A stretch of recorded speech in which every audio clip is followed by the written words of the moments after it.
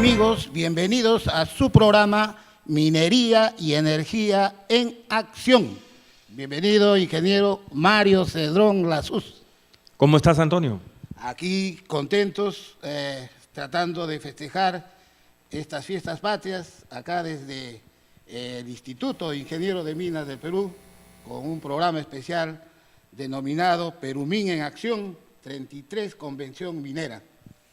Efectivamente, es una ocasión muy especial en estos momentos en que estamos grabando este programa. Estamos apenas a unos cuantos días del 28 de julio y va a ser una buena oportunidad, gracias a los invitados que tenemos, el poder conversar sobre cómo ha sido este primer año del nuevo gobierno y qué podemos esperar para los siguientes años.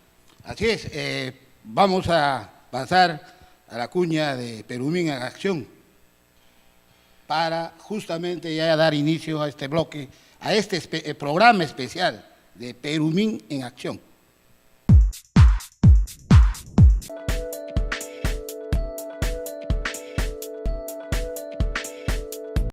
Perumín 33 Convención Minera, uno de los eventos mineros más importantes del mundo. Contará con más de 68.000 participantes y 7 encuentros académicos y empresariales que analizarán los principales retos de la minería peruana. Perumín 33 Convención Minera, del 18 al 22 de septiembre en la Universidad Nacional de San Agustín de Arequipa. Organiza Instituto de Ingenieros de Minas del Perú.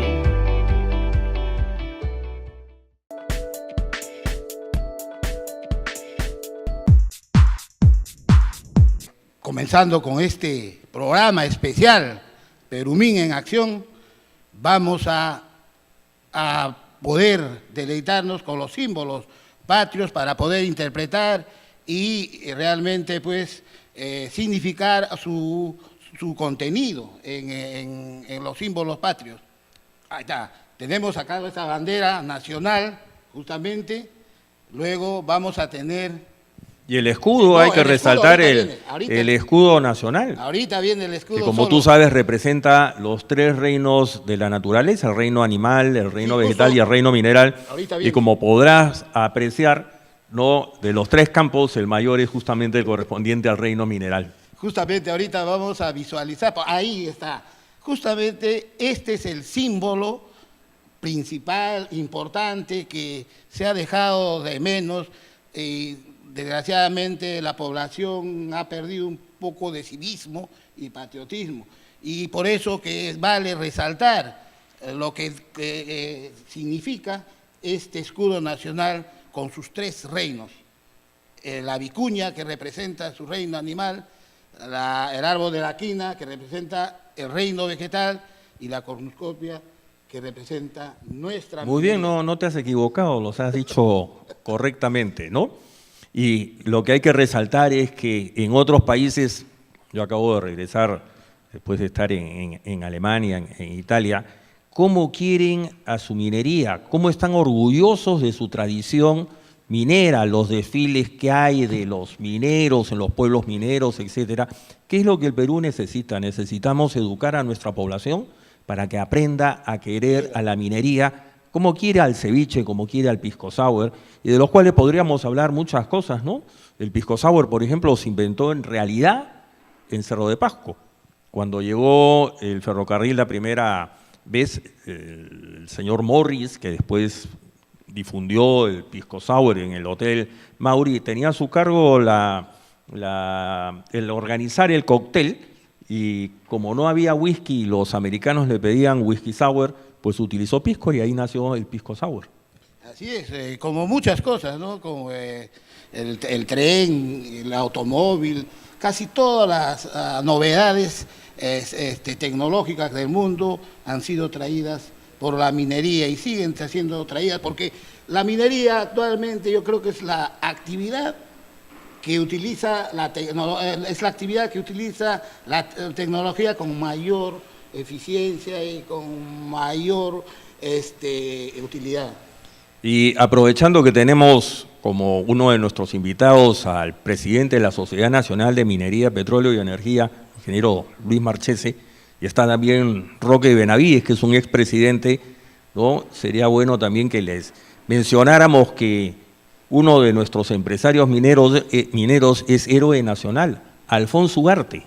Alfonso Ugarte era un empresario minero que cuando estalla la Guerra del Pacífico decide quedarse y arma de su propio peculio el batallón que se inmoló en el Morro de Arica, el batallón Iquique, el batallón de los mineros peruanos.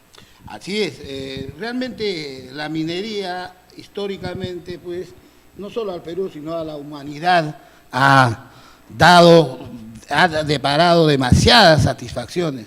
Prácticamente, como nosotros estamos difundiendo, sin minería realmente no habría realmente vida no desarrollada ni vida como debe ser. Entonces, bueno, sin mayor preámbulo, vamos a pasar a nuestro bloque de entrevistas.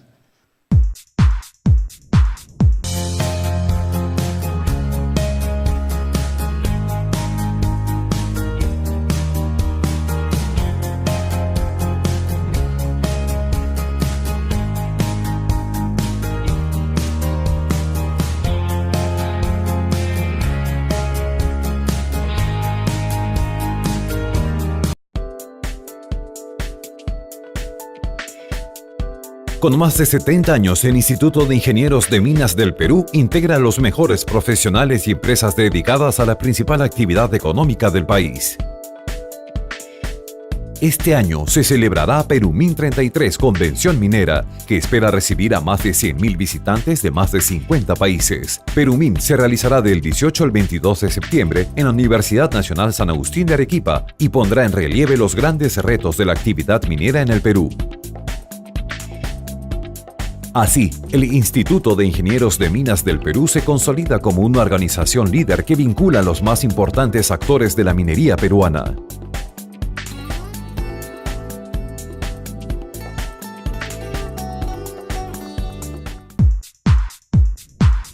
Primera entrevista que estará a cargo del ingeniero Celso Sotomarino y entrevistará al ingeniero Roque Benavides Ganosa y al señor Pablo Bustamante, presidente de la Confederación de Empresas Privadas, CONFIEP, y al señor Pablo Bustamante, director de esta organización Lampadia. Entonces, luego de este comercial, volvemos con esta interesante e importante entrevista. Para mí es una oportunidad excelente de tener el privilegio de entrevistar a Pablo Bustamante y a Roque Benavides. Como el tema importante no es lo que yo diga, sino lo que ellos digan, quiero no perder nada de tiempo, ir a la entrevista de inmediato. Y quiero hacer una pregunta simplona como primera pregunta. Roque, ¿el Perú es de verdad, un país con un potencial de recursos mineros enorme? Aunque suene ingenua la pregunta, yo creo que es muy válida. Yo creo que sí, tenemos los recursos enormes, pero para ser realmente un país minero hemos debido de poder poner en valor todos nuestros recursos durante muchísimos años. A mí hasta ahora me choca recordar que entre 1969, que se sacó adelante Cuajone, hasta 1993, que se sacó adelante Yanacocha, pasaron 24 años donde no se desarrollaron proyectos mineros en el Perú. Por supuesto que en Chile, en Australia, en Canadá, se desarrollaron muchísimos proyectos. Y digo esto porque mucha gente cree que la minería se desarrolla solamente cuando los precios son altos. Los precios que recibe la producción peruana son exactamente los mismos que los 3 países que he mencionado. Sin embargo, ahí sí se desarrollaron proyectos. ¿Por qué? Porque las políticas eran pues las adecuadas, porque había ambiente para la inversión, mientras que el Perú perdió décadas muy valiosas. Pero esos no son los únicos ejemplos. Antamina fue descubierto en 1950 y puesta en producción en el año 2001. Tuvieron que pasar 51 años para que se pusiera en producción. Y si es que eso les parece absurdo, pues Bayobar se descubrió en 1926 y fue puesto en producción en el 2004. Pasaron casi 80 años para que se pusiera en producción Bayóvar. Yo creo que sí, somos un país minero porque tenemos los recursos y porque Dios ha bendecido estas tierras con recursos minerales, pero todavía nos falta poner en valor muchísimo más de lo que tenemos en nuestra patria. Cierto. Desde el punto de vista mío también, comparto yo profunda y completamente este argumento, este raciocinio tuyo. Pero los gobiernos, este y los anteriores, parecerían haber jugado un partido, un antipartido en materia de desarrollo minero. ¿Estamos de acuerdo en esto? ¿Cómo desarrollas la idea de que los gobiernos sucesivos pudieron haber hecho muchísimo más en este campo? Sí, gracias por la invitación. En verdad lo que hemos hecho, creo que me gustaría referir dos etapas. Agregando a lo que ha dicho Roque, ¿qué hubiera pasado si nosotros no nos hubiéramos preparado en los años 90 para promover la inversión minera en el Perú? ¿Qué sería el Perú de hoy? ¿Cuánta plata hubiera dejado de entrar? ¿Cuánto dinero hubiera dejado de tener el Estado peruano? Miles de millones de dólares. No hubiéramos podido hacer ni siquiera la cuarta parte de lo que hemos hecho, ¿no?, en avances sociales y económicos. Hubiéramos sido lo mismo que fuimos por 30 años cuando se apagaron las luces. Entonces, supimos aprovechar en base a la Constitución, en base a los convenios de estabilidad laboral, tributaria, todas esas estructuras jurídicas, supimos aprovechar esa ocasión. Y nos agarró la época del boom de precios. Fantástico, el Perú lo aprovechó de maravillas. Lamentablemente empezó la prédica de los antimineros a decir, ¿no?, que contaminábamos, que no se cuidaban las relaciones con las sociedades y las comunidades, mentiras por todas partes, ¿no? Y no sabíamos defendernos, a tal punto que entra un gobierno, porque la inflexión empieza el 2011. La inflexión empieza el 2011 con un gobierno que claramente está separado de la inversión privada en general y particularmente de la inversión minera. Jala a un ministro, ¿no?, que promovía la diversificación de la economía, apartándose de las posibilidades de la minería, diciendo que se había acabado la posibilidad de desarrollar minería, que caída de precios era una tragedia que iba a durar muchísimos años, ¿no?, y que teníamos que hacer engranajes para BMWs y cualquier tipo de mamarrachos. Después lo convencimos y empezó a hablar de madera y de forestería. Pero entonces el Perú fue transitando hacia la negación de la minería como la fuente principal de riqueza de los peruanos, ¿no? Fuente principal en todo aspecto. En empleo de calidad, con los efectos multiplicadores que tiene en los otros sectores. Por cada empleo minero, más de 6 empleos en el resto de la economía. Los recursos fiscales que son cruciales para el desarrollo del Perú. El mayor sector en aporte fiscal ha sido el sector minero. Se dijo que los precios habían bajado y que esa era la razón de que los proyectos se hubieran parado. Mentira, en buena medida ha sido por los conflictos específicos que han habido, porque con los costos de producción que tenemos en el Perú, con los avances de inversión que habían tanto en Tía María como en Conga, ¿no?, la relación marginal de las inversiones era adecuada. Entonces, en el Perú hemos traicionado a los pobres, renegando de la minería, que es nuestra mayor riqueza. También creo que, usando la palabra traicionado, hemos traicionado a nuestro legado de la naturaleza también. Creo que la naturaleza y Dios, si quieres llamarlo así, hicieron un buen trabajo en materia de sembrar recursos mineros en el Perú. Pero los sucesivos presidentes creo que no, creo que dejaron muchísimo que desear y espero que Kuczynski no sea uno más en esta dirección. Y por eso... ¿qué piensan ustedes dos a su turno cada uno sobre las opciones que Kuczynski tiene de calmar ánimos perversos que pueden obstaculizar el desarrollo minero y de enrumbar las cosas hacia una cosa que realmente sea encomiable y satisfactoria como para recordar su gobierno como un gobierno pro progreso del país? Yo creo que el presidente Kuczynski es claramente un promotor de la inversión. Yo creo que ha cometido algunos errores, quién sabe, algunos deslices, sus ministros, quién sabe, pero nadie puede negarle a él una capacidad de promotor enorme. Él sí cree, y lo hemos escuchado muchas veces, en descentralizar el Perú. Y si es que hay una herramienta para descentralizar el Perú, para darle oportunidades al área rural de nuestra patria, a la sierra de nuestro país, esa es la minería. Y por supuesto, junto con la minería viene muchísima infraestructura. ¿Cómo se justifica una carretera si es que al final de la carretera no hay una actividad económica? ¿Cómo se desarrolla actividad económica a los 4.000 o 5.000 metros de altura si no hay pues minería? Porque esencialmente la caña de azúcar no va a crecer pues a 4.000 metros de altura. Y entonces nosotros tenemos que utilizar la herramienta que nos ha dado Dios, y esos son los recursos naturales, ponerlos en valor de tal manera que sea el instrumento para poder desarrollar la infraestructura que a su vez será utilizado por la agricultura, por el turismo, por el comercio y por supuesto integrando nuestro país. Yo creo que es clarísimo que decimos que Dios es peruano, pero sus oficinas están en Lima y eso no puede continuar.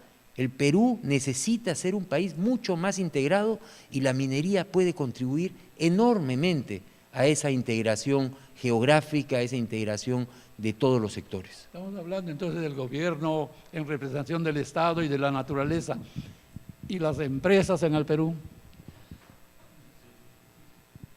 ¿Cómo calificamos lo actuado? ¿Cómo calificamos que a pesar de todas las críticas y de todas las peleas, las empresas continuaron creciendo en el Perú?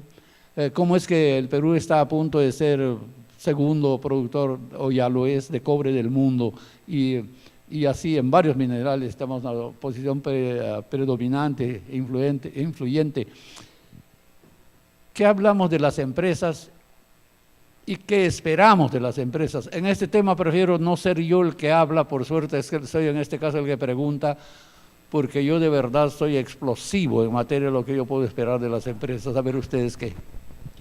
Bueno, ese es un tema que yo he tocado muchas veces y soy muy crítico del comportamiento comunicacional de las empresas y de los gremios en general en el Perú, más allá incluso de la actitud de la clase dirigente en el Perú.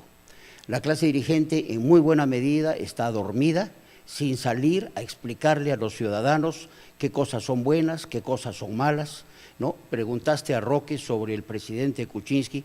No me cabe la menor duda que el presidente tiene las cosas muy claras, pero falló el primer día de su gobierno en no decirle a los ciudadanos los errores que se habían cometido los 5 años anteriores y lo que teníamos que hacer.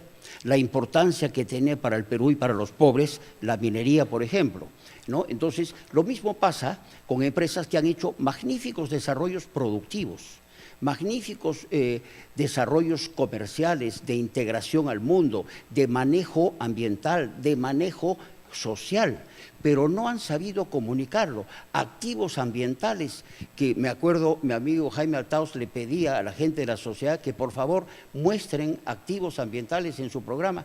2 presidentes pasaron y finalmente Carlos Gálvez llevó, ¿no?, un video con activos ambientales, ¿no? Pero ¿cómo es posible que siendo un sector que ha hecho tantas cosas positivas no hayamos salido encima de todas las mesas a hablar de ello, a defenderlo, a explicar, ¿no? A explicarle a la gente, por ejemplo, hagamos el cálculo, ¿cuánto hubiera perdido el Estado peruano si es que el Perú no hubiera desarrollado los proyectos grandes que se han desarrollado en los últimos 20 años? ¿Nos podemos imaginar lo que sería nuestro país? Seríamos, no sé, Namibia, ¿no? Entonces, por Dios, esa es la gran responsabilidad pendiente que tienen las empresas peruanas, que tienen los gremios peruanos y que tiene la clase dirigente del Perú. Sin clase dirigente nunca vamos a ir a ningún lugar, porque el espacio que se deja vacío es llenado por los más inadecuados. Nos ponemos en el escenario de que nos viene un ataque de sensatez y de inteligencia a todos en el Perú. Entonces actuamos más o menos de esta manera. Vamos a buscar recursos, pero así con gana y con fuerza. Vamos a concentrar clústeres de todas las actividades que puede ejercer el Estado y los particulares en términos de incrementar la producción de la riqueza. Vamos a volvernos los paladines del mundo y respetar los contratos que firmamos. Entonces, vamos a presentar un escenario según el cual las inversiones podrían venir al Perú masivamente. ¿Sería así? Si se pusieran en valor los proyectos que de acuerdo al Ministerio de Energía y Minas tenemos en cartera, serían 47.000 millones de dólares de inversión. Eso representaría, si es que la memoria no me falla, un crecimiento de 22% del Producto Bruto Interno del Perú. Todo no se daría en un año, pero se daría a lo largo de 10 años y eso sería un plus de 2% por año.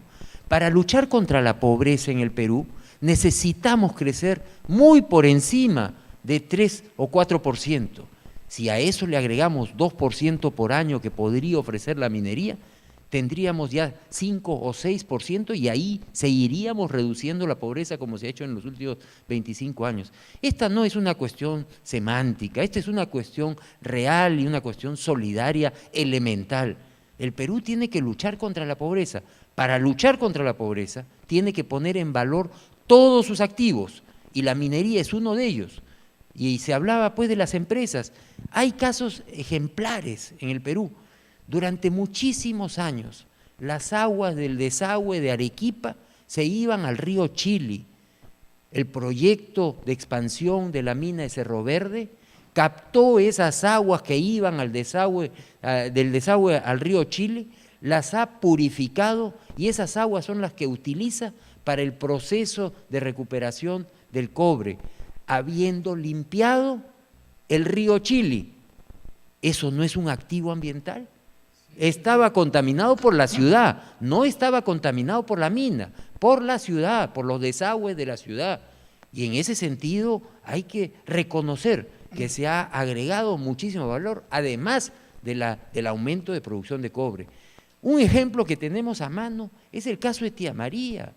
El Valle del Tambo, que nace en el límite entre Puno y Moquegua, está contaminado naturalmente con boro que hay en las alturas, en las nacientes de este río. En épocas de estiaje, ese boro se concentra y ese río está naturalmente contaminado. ¿Cuál es la respuesta natural? Construyamos el reservorio de Paltiture, que está en la parte alta. Eso va a permitir regular las aguas y descontaminar de boro en épocas de estiaje. Pero no, nosotros decimos el Southern tiene que desalinizar el agua, traerla de 50 kilómetros de distancia, elevarla a 1000 metros para tener un puchito de agua, para que la mina pueda desarrollarse. ¿Y cuál es el beneficio para los agricultores? Hablemos de una vez por todas con la verdad. No confrontemos entre minería y agricultura. Reconozcamos que puede haber la hermandad del agua entre minería y agricultura. La mina puede justificar el reservorio de Paltiture beneficiando a los agricultores del Valle del Tambo. Y así como ese proyecto hay tantos otros. Si es que en el norte se desarrollara un clúster de cobre entre Conga, Galeno y Michiquillay, se podría construir un ferrocarril que pudiéramos ir hasta Paita, justificar obras de envergadura en infraestructura que beneficiaría, por supuesto, a todos los cajamarquinos, pero además desarrollaría todo el norte del Perú. Y en la parte humana, después que contestes esta parte. Quería agregar algo. Yo he dicho algo que a mucha gente le puede sonar exagerado y absurdo, y es que el Perú es infinito. ¿Por qué digo que es infinito? Porque los recursos que tenemos nosotros exceden largamente nuestra población, lo que nuestra población puede manejar, producir, tener. En minería podemos multiplicarnos por 3 o 4. ¿No? En madera solamente exportamos 150 millones de dólares al año. Chile exporta 8.000 millones. Nuestro potencial es por lo menos 5 veces Chile.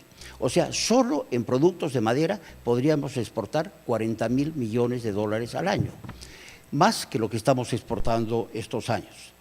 En agroexportación, en 180.000 hectáreas producimos 2.500 millones de dólares de productos como uva, espárragos, etcétera, nuestros productos de agroexportación. Con eso compramos por 2.500 millones de dólares maíz amarillo, duro, trigo, soya, ese tipo de otros productos que requieren agricultura extensiva. Los países que nos venden esos productos por 2.500 millones de dólares usan 2,5 millones de hectáreas. Es evidente que nosotros podemos duplicar nuestras 180.000 hectáreas para producir otros 2.500 millones, o triplicarlas, o cuadruplicarlas, mientras que en esos otros cultivos nadie va a poder en ningún lugar. La riqueza del Perú está por todas partes, pero además en nuestra gente, que es lo que estabas empezando a preguntar. Porque lo que hemos sufrido en este país, dejar nuestra serranía abandonada, ya no habían policías, no habían alcaldes, no había ningún tipo de inversión, 30 años con las luces apagadas, hasta el año 90 aproximadamente. ¿Qué hizo nuestra población? Cualquiera diría, bueno, tendrían que haberse sumado al terrorismo, ser delincuentes o ser ociosos. Lucharon contra el terrorismo. No son ociosos porque se inventaron su propio trabajo, migraron y crearon esta clase emergente, esta clase media emergente, ¿no? Y no son delincuentes en gran medida. Y los peruanos que salieron despavoridos del Perú, el 10% de nuestra población se porta muy bien cuando está en otros países, en una gran mayoría. No solo educan bien a sus hijos, participan en las comunidades donde viven como regidores, alcaldes, y envían 3.000 millones de dólares por año a sus parientes en el Perú. Entonces tenemos todos los recursos del mundo, maravillosas oportunidades en los recursos nuevos, la biotecnología, los bionegocios, también un gran potencial. Tenemos gente maravillosa, ¿no es cierto? Un país con historia, con un turismo de una potencialidad tremenda, el tema de la revolución gastronómica, y en fin, es para no parar, es infinito. ¿Y cuál es la falla?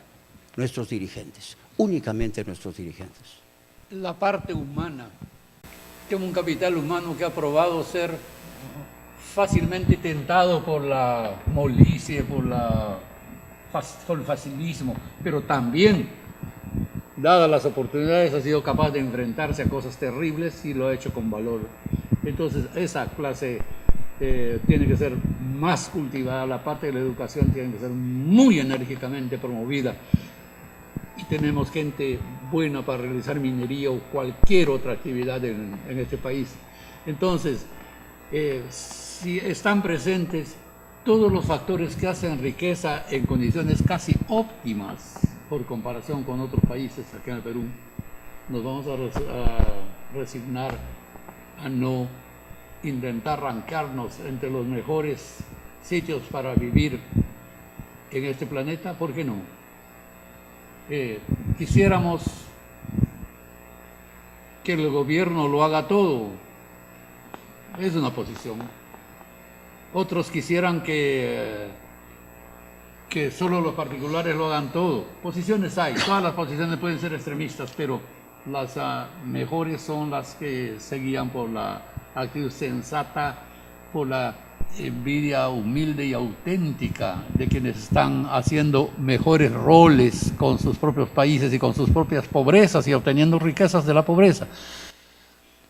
Podemos ser un gran país, podemos ser un gran país minero, podemos ser un gran país en muchas cosas. Yo no puedo, por eso, menos que tentarme de la opción de que este país se vuelva una tentación para muchas excedentes capitalistas del mundo, excedente capital de inversión en el mundo, para traerlos acá. Yo creo que debería ser uno de los objetivos más fundamentales, tener un sistema que piense cuidadosamente en todas las opciones para atraer capitales aquí, y una vez aquí, saberlo respetar, saber comportarse como señores de la economía, no solamente como buenos economistas, ¿no es cierto? Yo quisiera agregar un tema a lo que dice Celso, que es muy importante y muchos peruanos no lo saben. Del 100% de la inversión privada que hay en el Perú, el 80% es inversión de peruanos y 20% es inversión extranjera. Los peruanos tenemos confianza en nuestro país, somos los que lideramos la inversión. Muchas veces cuando se habla de inversión, como que la gente entiende inversión extranjera. Por supuesto que tienen que ser bienvenidos, es como la cereza encima del helado, siempre cae bien. Y por supuesto tiene que ser respetada como lo dice la Constitución Política del Perú. Pero hay que reconocer el valor de los peruanos, los micros, los pequeños empresarios, los medianos, los grandes, la minería, el turismo, la industria. Hay que reconocer que los peruanos y ese factor humano ha sido fundamental para la transformación de nuestro país. Hemos sido nosotros y tenemos que sentirnos muy orgullosos. Tenemos que ser optimistas hacia el futuro. El Perú puede crecer muchísimo más, puede desarrollarse muchísimo más, y eso está en las manos de los peruanos, con la ayuda seguramente del capital extranjero, pero principalmente de los peruanos que hemos sacado el pecho por nuestro país. Permíteme agregar algo. Muy buen punto, Roque. Poniéndole un poco de cifras al tema, en el mejor momento de los mejores años que hemos tenido, hemos estado invirtiendo más o menos 55.000 millones de dólares por año en el Perú.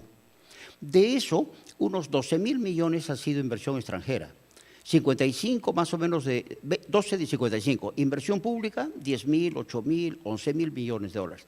Todo el resto ha sido inversión de nacionales, de empresas grandes, mucho medianas y mucho pequeñas, ¿no? Entonces, estos mitos de que hemos vendido el Perú, de que los extranjeros vienen a llevarse nuestra riqueza, son absurdos. Vienen a transferir tecnología, a traer capitales semilla, a promover multiplicación de los efectos en el resto de la economía, ¿no? Entonces, es algo que tenemos que seguir haciendo y tenemos que luchar contra la gente que está tratando de engañar a nuestros ciudadanos y diciéndoles que eso no debemos hacer, ¿no? Esa gente que está todos los días en los medios, ¿no?, habilísimos, haciendo eventos. Acaban de hacer un evento, ¿no?, acá en Lima, de 2 días, auspiciado por la Unión Europea, ¿no?, para hablar en los talleres que hacían sobre cómo iban a hacer paros preventivos en todo el Perú, sobre cómo iban a oponerse a la inversión minera y en hidrocarburos. Y entonces planean sus acciones de lucha política con la plata de la Unión Europea en nuestras propias narices, y nosotros no salimos a decirles basta. Hay una situación en el Perú que de verdad es llamativa. Hay una permisibilidad que permite la violación de la ley en muchos terrenos, en lo social, en el delito mismo, en acciones delictivas, en los sectores económicos, muchas cosas de esa clase. Y el Perú y la autoridad tranquila para mirar que esas cosas ocurran. Yo creo que en primer lugar hay que gobernar por clústeres para poder enfatizar riqueza primero. Con riqueza mejoramos al hombre, con la mejora del hombre vamos a procurar también mejorar toda la infraestructura del país y vamos a manejar todos los sectores centrales, todos los sectores políticos con más éxito, con más patriotismo, ¿por qué no decirlo? Patriotismo significa enfrentarse a las cosas que tratan de pervertir el desarrollo del país. Y en esa condición hay algunas personas que están en lugares donde saben que a sus pies hay riquezas y sueñan con participar en la explotación de esas riquezas. No me parece un sueño burdo, ni bastardo, ni criminal, ni nada. Al contrario, me parece un sueño natural, un deseo natural. Pero que vengan otros, movidos por intereses distintos que los intereses legítimos del país o de la sociedad, o incluso de las personas, hasta de las más egoístas, que vengan a pervertir el orden, a procurar parar el desarrollo del país y que el Estado se quede mirando y contemplándolos hacer sin decir nada, sin hacer nada, ignorando que tiene un poder judicial que no está actuando con suficiente directez para ir a enfrentar los problemas que origina esa gente. ¿Por qué no poner a toda esa gente frente a los jueces para que le rindan cuentas a ellos de lo que están haciendo y a la sociedad entera? Combinarlos para que le rindan cuentas de por qué le hacen daño al futuro de los hijos de todos. ¿Por qué? ¿Por qué la política, el gobierno, las leyes, el Poder Judicial, todos van a ser casi inermes, van a parecer casi inermes? ¿Es eso lo que tenemos que hacer? ¿Es esa la actitud a la cual nos tenemos que resignar? Yo creo que no. ¿Ustedes qué dicen? Definitivamente, creo yo que el Perú es mucho más grande que sus problemas. El Perú está compuesto por gente de muy buena voluntad, gente que quiere progresar. Yo siempre recuerdo que nuestro pueblo lo que espera de su país es más educación, más salud, más infraestructura, más oportunidades. Y esa es la gran mayoría de peruanos. Que hayan unos cuantos desadaptados o que tengan algún tipo de agenda política, ese es otro tema. Creo que nosotros tenemos que mirar con mucho, pero mucho optimismo nuestro país y saber que nuestra gente sí quiere desarrollo y quiere progreso. Ustedes dos personajes fascinantes. A ver, sigue. Bueno, yo quisiera decir que usted me parece fascinante. Lo felicito a sus años, su perseverancia, su optimismo, su historia en el mundo minero peruano. Qué lindo. Eso es lo que necesitamos hacer, ¿no? Yo ya estoy entrando también al grupo de lo que se puede llamar los viejos de la tribu y que podemos hablar sin temor a decir lo que pensamos, ¿no? Porque eso es lo que necesitamos en el Perú. Dejarnos de engaños, ¿no? Veamos lo que ha pasado con el turismo en Cusco, con la huelga de los maestros infiltrados por el SUTEP, en el SUTEP, Sendero y Movadef. ¿Qué acción ha tomado el Estado? Ninguna. El domingo pasado recién ha capturado a 5 personas que entiendo que ya los han soltado. El ministro del Interior, ¿para qué está? Cuidando sus espaldas para que sus amigos caviares después no le digan que tuvo algún efecto social en su responsabilidad. Para eso que no sea ministro, que se vaya a su casa. A ver, añade algo. ¿Quién es la verdadera víctima de ese lío con los profesores? La verdadera víctima son los alumnos, la educación del Perú. Pero bueno, en una democracia seguramente tienen derecho a hacer huelga. Lo que no tienen derecho es a destruir los bienes públicos y privados y no tienen derecho a entorpecer que otra gente pueda hacer su vida normal. Los derechos humanos son para todos. Los derechos humanos no son solamente para aquellos que están protestando.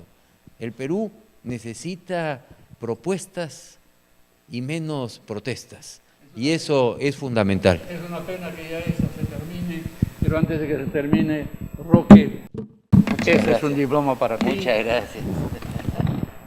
Y este es un diploma para ti, don Pablo, Pablo, porque como reconocimiento de 2 vidas esforzadas al servicio del Perú, como ojalá hubieran miles hasta completar millones. Muchas gracias. Muchas gracias. Muchas gracias. Ahí está.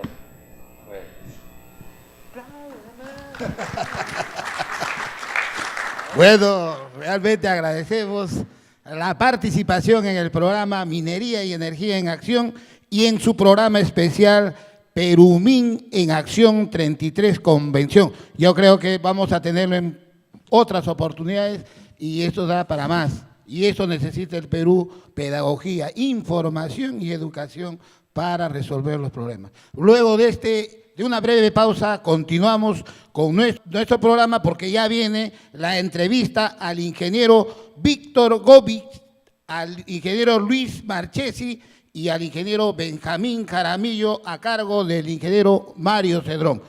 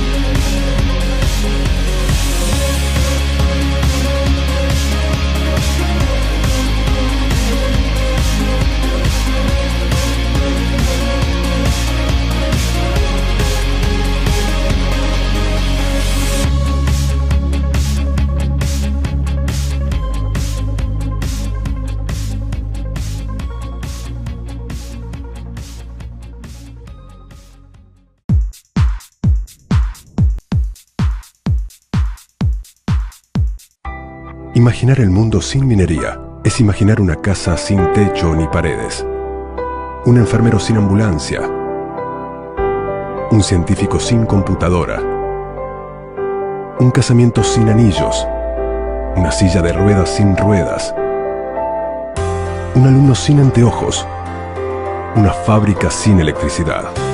Porque sin minerales no se podrían producir las cosas con las que vivimos todos los días.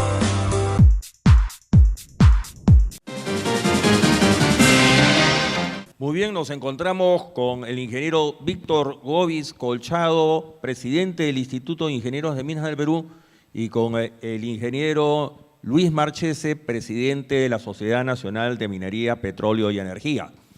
Y para mí es particularmente muy satisfactorio entrevistarlos, pues ambos son exalumnos míos y no hay mayor satisfacción para un profesor que comprobar que ha sido superado por sus discípulos.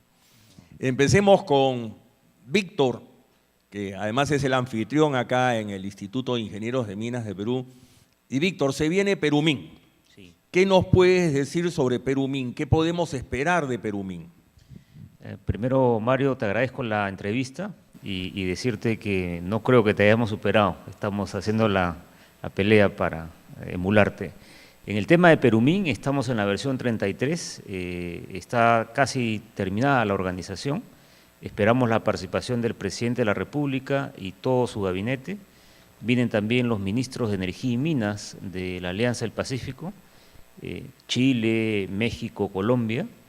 Esperamos también la participación de más o menos 60.000 personas. Tenemos 15 delegaciones distintas internacionales y el lema de este Perumín versión 33 es minería, competitividad y sostenibilidad. Por el lado de competitividad se va a hablar mucho sobre política minera, cómo mejorar y cómo hacer más atractivo a nuestro país en inversiones mineras. Y en el tema de sostenibilidad se va a hablar mucho de la tecnología. El evento Extemin es un evento muy importante, tenemos más de 1.642 stands y esperamos que sea un evento integrador y además de reflexión. Y Lucho, desde la perspectiva de la Sociedad Nacional de Minería, Petróleo y Energía, ¿qué piensan que deberían ser las principales acciones que debería tomar el gobierno para promover el relanzamiento de las inversiones mineras en el Perú? Bueno, en general pensamos que el gobierno debe ser más ambicioso de lo que ha sido hasta ahora. Este ha sido un inusual primer año de gobierno, en el cual, si bien el gobierno ha sido pro empresa, aún ha sido un poco cauto. Estamos esperando que dentro de un par de días, el 28 de julio, se anuncien medidas que sean un tanto más ambiciosas de lo que hemos tenido hasta ahora, ¿no? ¿Y esto pasa por dónde? Pasa por racionalizar los procesos administrativos. Según un estudio del Banco Central de Reserva, se ha pasado de alrededor de 30 procesos administrativos a más de 260 procesos administrativos en los últimos 10 años. Queremos que haya un relanzamiento del apetito por los proyectos en los lugares donde lamentablemente tuvimos problemas en los años anteriores, como el norte del Perú, como Tía María, y además que haya un relanzamiento del ímpetu en la expansión de las operaciones actuales, ¿no? Y que ojalá que este objetivo que ha puesto el gobierno de llegar a 3.300.000 toneladas de cobre y números similares en los otros metales se exceda, ¿no? El Perú tiene la potencial para hacerlo, así que esperamos que el gobierno esté a la altura de eso, y no solamente el gobierno, ¿no? Que todos los que vayan al Congreso el 28 de julio, llámese Poder Judicial, los congresistas, los alcaldes, los gobernadores regionales, todos los que asistan, tengan esta agenda y que la podamos llevar todos juntos. Víctor, has mencionado el tema de la competitividad, y si bien la encuesta Fraser, esta famosa encuesta del Instituto Canadiense de Fraser sobre competitividad, el Perú figura avanzando algunos puestos, la inversión minera en el país está prácticamente paralizada. ¿Cuáles serían las ventajas competitivas del Perú y cuáles son sus desventajas frente a otros países que captan inversión minera? Te agradezco la pregunta, Mario. Los factores en los cuales competimos y somos calificados muy bien por el Instituto Fraser, el primero de ellos es el potencial geológico. se ha mencionado el día de hoy en la entrevista previa, tenemos un potencial geológico muy importante de reservas y de producción de cobre, oro, plata, plomo, zinc y estaño. Ese potencial tenemos todavía una tremenda oportunidad de desarrollarlo. Por otro lado, desde el punto de vista de costos de producción, tenemos costos de energía muy competitivos en relación a otros países de la región y también tenemos una fuerza laboral en términos relativos competitiva y además una población relativamente joven, ¿no? Todos esos son los factores positivos. ¿Dónde restamos en competitividad como país? El primero es el respeto de la ley. Tenemos, y también se mencionó en la entrevista pasada, este problema, este derecho que tenemos todos, creo, a expresarnos en una democracia, el derecho a la huelga, que es un derecho consagrado en la Constitución. Lo que no hay derecho es a suspender el acceso a las carreteras, es impedir el trabajo de otras personas. Y en ese tema, en el imperio de la ley, tenemos una baja calificación. Y claro, y el otro problema que también ha mencionado Luis es el tema de los conflictos sociales. No hemos logrado como Estado y en general como país, lograr tener un esquema más predecible de llegar a acuerdos por el acceso a la tierra. Somos un país, como ha mencionado Luis también, muy proclive a reglamentos y a una serie de normativas legales. Pero una que no tenemos y que es fundamental es tener reglas claras para que la exploración y la explotación minera tenga pasos predecibles de llegar a acuerdos de acceso a las tierras. Caso contrario, es un tema que uno no conoce qué tiempo puede tomar ni cuánto dinero tiene que invertir en el acceso a la tierra superficial. Entonces, en resumen, tenemos una serie de factores muy positivos como país que nos hacen atractivos respecto a la región. Sin embargo, tenemos varias tareas pendientes, como el tema del imperio de la ley, como el tema de simplificar las licencias y permisos y tener acuerdos más predecibles de acceso a las tierras. Una pregunta, Lucho, no al presidente de la Sociedad Nacional de Minería, Petróleo y Energía, sino al gerente de Anglo American, que llevó adelante una magnífica negociación en el caso de Quellaveco en Moquegua, que tomó tal vez demasiado tiempo, como alguna vez se lo dije a Martín Vizcarra, que fue el presidente regional, hoy el cargo se llama gobernador, que llevó adelante esta negociación. Pero, ¿por qué funcionan a veces las mesas de diálogo, las negociaciones, mesas de desarrollo, como se les llama, y por qué en otras ocasiones no sucede eso en nuestro país? Bueno, en general yo creo que hemos aprendido, no solo Anglo American, sino todas las empresas en el Perú, que la relación con las comunidades, la relación con la población es clave. Ahora, ¿cuál es la receta de una buena relación? Hay varios teóricos sobre el tema, pero lo que ha funcionado es básicamente cuando uno se vuelve socio en el desarrollo de la población local. Cuando uno tiene un plan común, ¿no? Es como un matrimonio. Una vez que uno tiene un matrimonio y los dos tienen el mismo plan, eso funciona. Entonces los dos tener un mismo sueño, los dos tener una misma expectativa. Y centrarse en temas que son domésticos, ¿no? Una buena salud, una buena educación, oportunidades de desarrollo, trabajo, bienestar en general. Una vez que hay ese engranaje entre este deseo de la población y lo que la minería por su naturaleza puede aportar a esto, ya las relaciones fluyen. Ahora, si es una mesa de diálogo, si es una conversación, si es una negociación, se va dando de diferentes maneras, es muy fluido en el tiempo, pero en general este concepto de aliarnos, de tener un sueño común, de tener una expectativa común, y que la minería tiene mucho que dar para eso, y que es la que puede ser la que justamente dinamice y catalice que estos sueños se den, es lo que puede llevar una muy buena relación. Víctor, ¿cómo ves la coyuntura internacional? Un nuevo presidente de los Estados Unidos, esta relación con Putin, la economía en líneas generales, y cómo todo esto puede afectar el mercado de los metales, cómo podría afectar al Perú.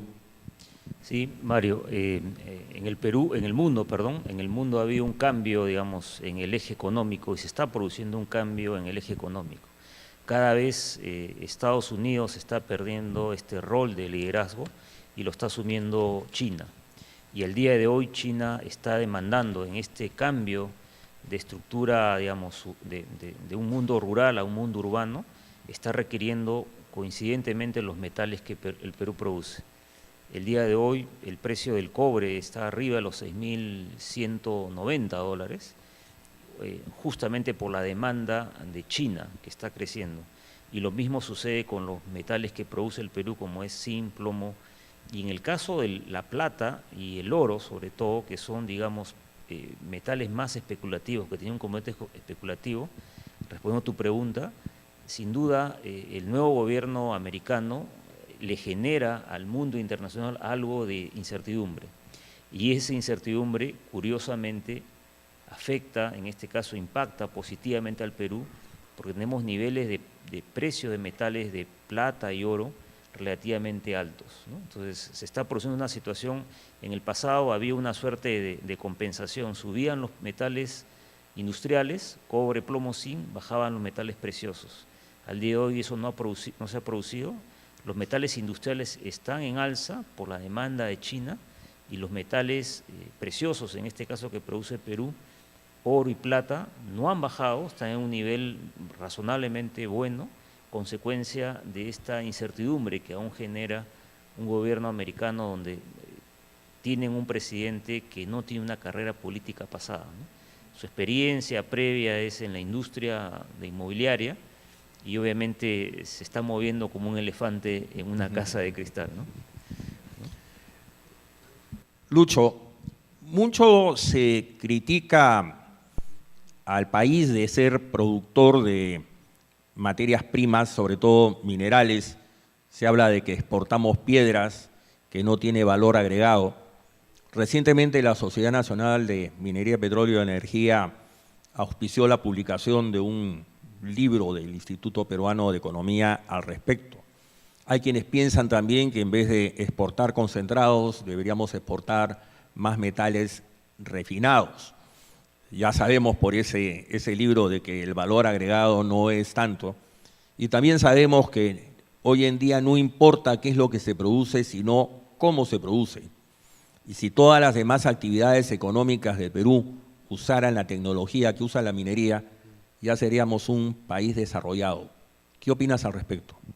Bueno, este libro ha usado la última tabla insumo producto, la del 2012, y lo ha hecho el IPE junto con el IDEM, y lo que ha llegado es que de la producción minera, más o menos el 68% es creación de valor. O sea, si uno produce 100 de mineral, lo vende, 32% es consumo intermedio, es lo que uno ha consumido para producir este bien final, ¿no? Que es el concentrado o el producto que sale de la mina.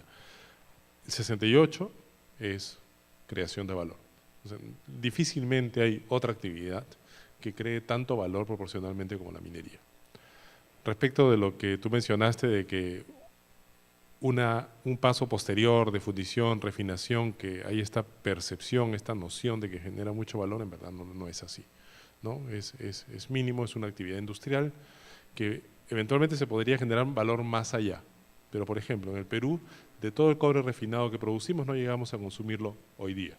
Se producen más o menos 400.000 toneladas de cobre refinado y creo que se consumen como 200.000. No llegamos a consumir lo que tenemos ahora. Entonces hay una falacia que esperamos que este estudio haya colaborado en disipar, ¿no? Otros números importantes que está ahí es el número de puestos de trabajo indirectos e inducidos que se generan por cada puesto de minería, que es por cada puesto en minería hay 6.25 puestos indirectos e inducidos en el resto de la economía. Y un número aún más importante es cuánto de impuestos se genera por cada, digamos, $1.000 que se exportan. Si nosotros añadimos $1.000 de exportación en minería, $280 se quedan como impuestos. Estos $280 se van a salud, se van a educación. Esto se transforma en reducción de anemia infantil, se transforma en reducción de mortalidad infantil, se transforma en caminos. No es un número vacío, es un número muy importante. Si nosotros pusiésemos en valor los yacimientos que tenemos en el norte del país, Michiquillay, Conga, Galeno, La Granja, Río Blanco, y saquemos entre 1 millón de toneladas de cobre, digamos, vamos a estar exportando 6.200 millones de dólares y vamos a estar generando 2.000 millones de dólares de impuestos todos los años. Con 2.000 millones de dólares de impuestos en este país hacemos muchas cosas en beneficio de todos los peruanos. Y Víctor, antes de estas entrevistas conversábamos en el hall con Roque Benavides sobre el libro que presentaron estos dos argentinos que llegaron hace un par de meses, más referido al tema de la ideología de género, pero el libro, si mal no recuerdo, se llama El libro negro de la nueva izquierda, y que habla mucho del tema del marxismo cultural, cómo después de la caída del muro de Berlín, la disolución de la Unión Soviética, etcétera, el marxismo ha evolucionado de un conflicto económico a un tema cultural, en donde hay opresores y oprimidos, la lucha de clase. Y claro, en el caso de la minería ponen a las empresas mineras como los opresores y las comunidades como los oprimidos. Y seguramente el principal problema que enfrenta la minería peruana, creo que en eso coincidiremos la mayoría, es la conflictividad social. ¿Cómo hacer para reducir esta conflictividad social? Sí, yo quiero retomar el tema que explicó Luis, en el tema de cómo somos conscientes que la industria minera se desarrolla en la zona altoandina, y en la zona altoandina, a diferencia de la zona urbana donde estamos, hay una gran diferencia en términos de infraestructura y en términos de capital humano. La fórmula que funciona en líneas generales, como explicó Luis, es lograr que el entorno se integre al desarrollo del proyecto minero, y de esa manera, a través de varias generaciones, el impacto económico es muy positivo.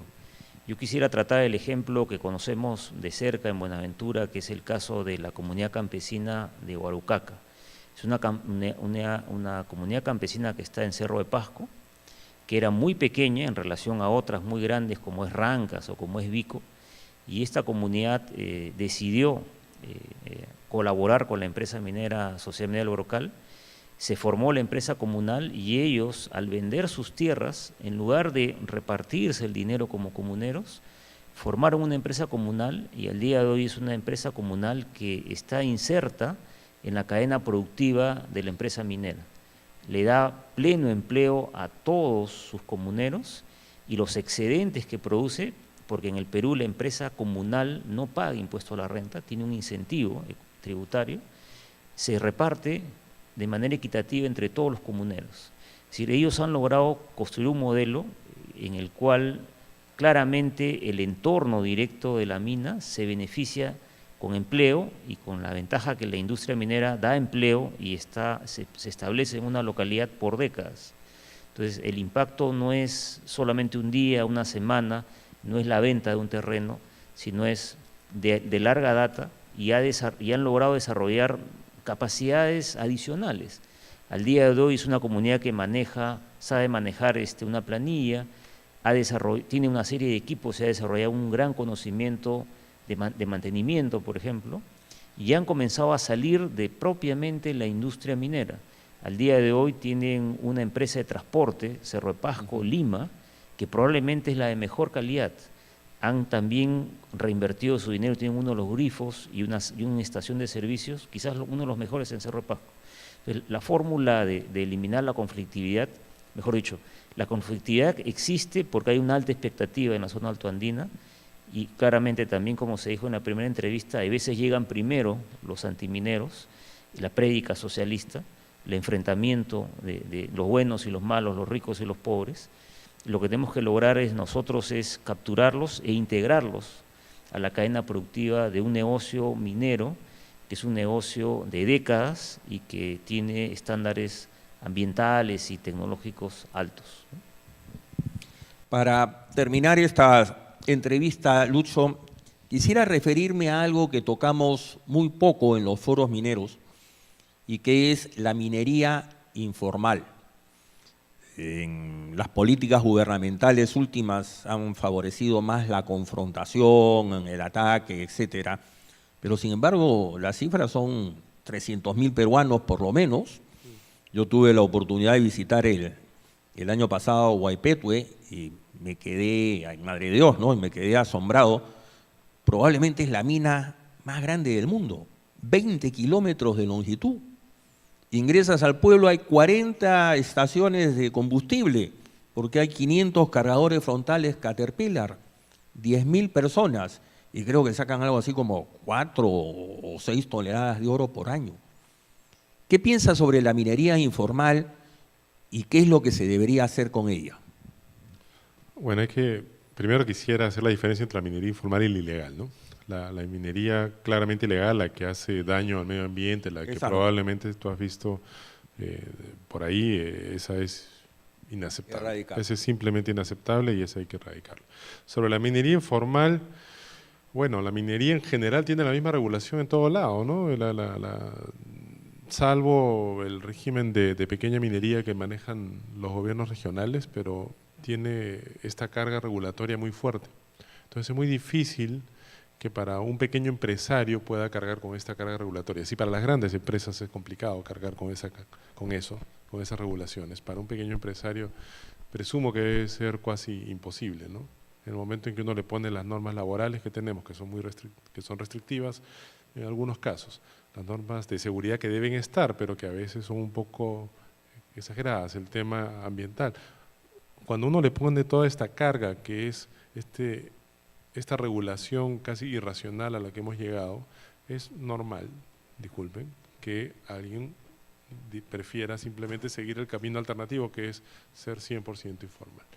El trabajo es ver cómo hacemos de que esta minería informal pueda formalizarse. Hay que ver cómo creamos algún espacio donde esta regulación se racionalice al punto de que para estos peruanos les sea más atractivo ser parte de la minería formal.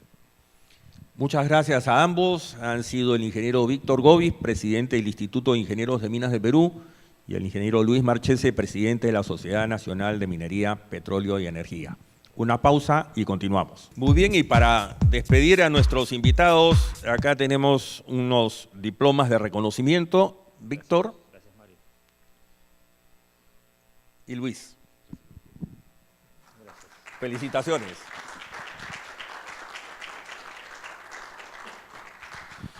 Bueno, con este lujo que tiene el programa Minería y Energía en Acción y su programa especial Perumín en Acción, vamos a dar paso a un comercial.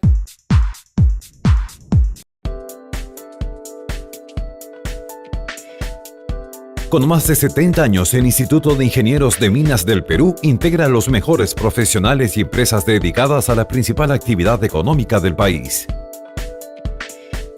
Este año se celebrará Perumín 33 Convención Minera, que espera recibir a más de 100.000 visitantes de más de 50 países. Perumín se realizará del 18 al 22 de septiembre en la Universidad Nacional San Agustín de Arequipa y pondrá en relieve los grandes retos de la actividad minera en el Perú. Así, el Instituto de Ingenieros de Minas del Perú se consolida como una organización líder que vincula a los más importantes actores de la minería peruana.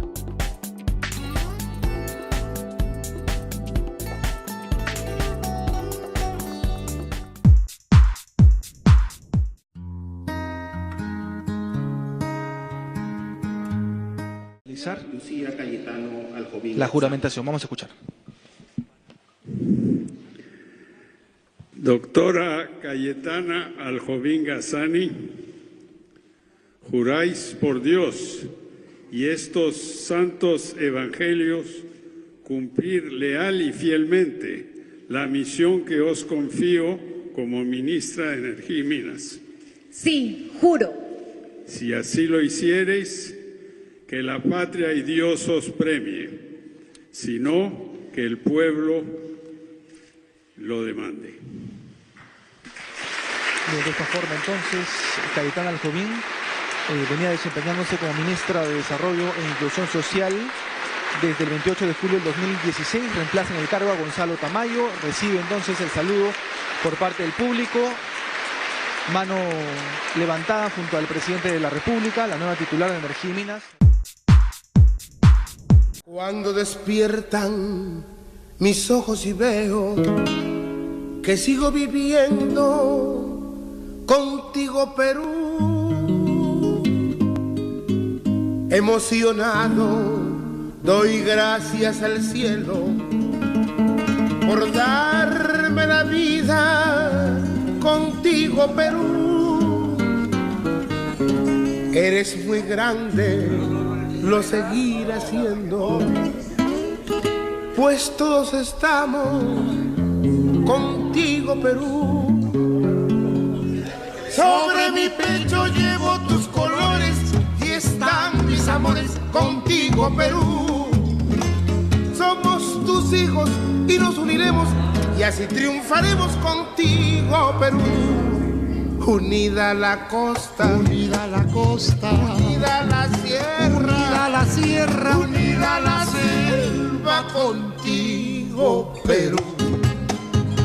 Unido el trabajo, unido el deporte, unidos el norte, el centro y el sur.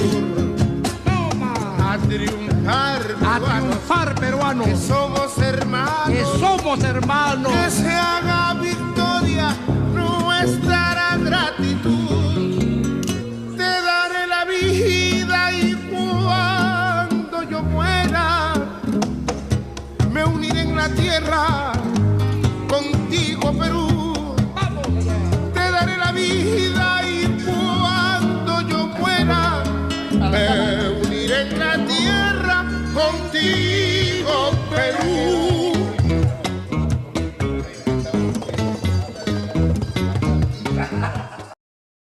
Siempre pues el respeto y el cariño que le tenemos aquí al maestro ingeniero Sotomarino. Acá está el ingeniero Mario Pedro, el ingeniero José Bermúdez, el presidente del IGEMET, acá está el presidente del capítulo de Minas, acá está Pedro Cárdenas, que es director del instituto, está el decano de la UNI y de la Facultad de Geología, Minas y Metalurgia, el ingeniero Corimaña, así que Mario y la esposa y amigos todos. Bueno, yo acabo de llegar de Piura, inclusive se atrasó un poco el vuelo y estoy muy contento de estar acá porque la verdad es que la minería nos apasiona y si tenemos que hacer algo para que la minería un día por política de Estado sea digamos una obligación para todos los peruanos para saber qué cosa es la minería y qué representa el impacto socioeconómico del país. Yo creo que cambia la historia del Perú, ¿no? Es una larga tarea de parte de la universidad, la academia, la gente, las entidades, las instituciones que vamos trabajando, pero no alcanza, no abastece. Creo que es un problema estructural de la raíz, porque no hay educación pues, sobre la minería hoy día. Los jóvenes desde el colegio no saben qué es minería. Entonces es un doble esfuerzo. Están trabajando varias instituciones como los amados mineros, las sociedades de CME, los capítulos de estudiantes, que tratan de alguna manera poder compartir, enseñar en los colegios. Bueno, lo cierto es que somos un país minero por antonomasia, porque somos importante proveedor y también porque tenemos todavía bastantes reservas. Y hoy digo que también somos país agrario, porque en estos últimos años las agroexportaciones han aumentado considerablemente y somos el 10º país proveedor de alimentos del mundo. A las investigaciones dicen que en 180.000 hectáreas producimos cerca de $3.000 billones con productos de alto valor, que alcanza para comprar lo que compramos nosotros de alimentos como el trigo, el maíz, la soya, arroz en parte. Entonces el análisis dice que como 180.000 hectáreas puede reemplazar a los 2.500.000 hectáreas que necesitaríamos para cultivar, para cosechar todo lo que consumimos, o sea, de lo que compramos. O sea, ¿qué significa eso? Que lo que estamos produciendo es de alto valor, de altísimo valor. Y si cambiamos hoy día, los digo a todos los que me escuchan, si cambiamos un día el hábito de cultivo en los valles, dejamos de sembrar arroz, dejamos de sembrar esos que consumen demasiada agua, el mundo cambiaría totalmente, seríamos una potencia mundial porque hay una evolución, un crecimiento espectacular en la exportación de la uva, de la palta, de los arándanos, ¿no? Realmente se han descubierto unas cosas muy lindas. Aparte de eso, también hay mucho que invertir, tanto en la minería como en el agro también, ¿no? Y si nosotros hacemos entender esto, de la sinergia entre la minería y el agro, yo creo que podemos resolver en parte de los conflictos que existen hoy día, ¿no? Así que los mineros, estamos contentos de ser mineros, pero también hay que hacer saber a los otros peruanos que todavía no lo entienden de esa manera, ¿no? Así que por el Día de la Patria, una patria linda, y lo digo siempre en todas mis presentaciones, somos bendecidos porque tenemos una tierra maravillosa, ¿no?